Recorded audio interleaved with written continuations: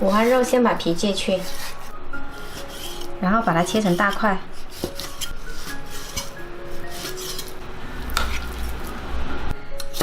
再来切些姜粒跟蒜粒。油温6、7成热的时候，把腐竹放进来炸。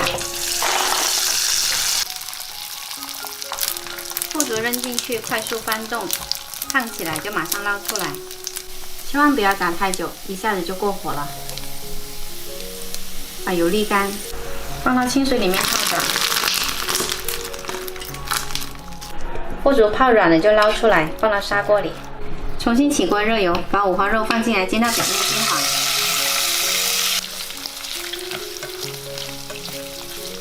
接着把葱跟姜放进来，炒香后淋入2勺生抽，1勺蚝油，少许盐，几颗冰糖，炒到冰糖融化。加入开水没过五花肉，盖上盖子，先焖10分钟。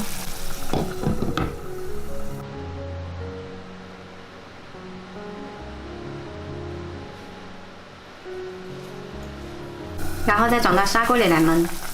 我们家比较喜欢用砂锅，砂锅保温性比较好，焖肉类呢容易烂，也可以直接在水平锅里面焖。重新调大火煮开，再转小火焖到收汁。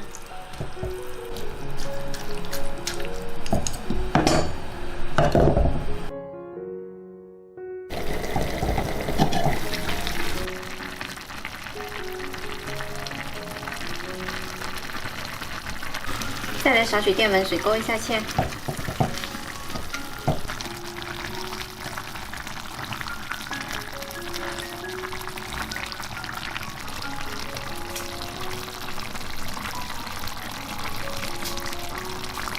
出锅前加入少许胡椒粉，1把葱花。今天这款腐竹红烧肉呢，焖得绵软咸香，腐竹吸足了肉香，吃起来特别过瘾。喜欢的朋友可以试一下哦。好汤哦，小心酸啊！好你要吃肉肉，哥哥要吃腐竹的啊。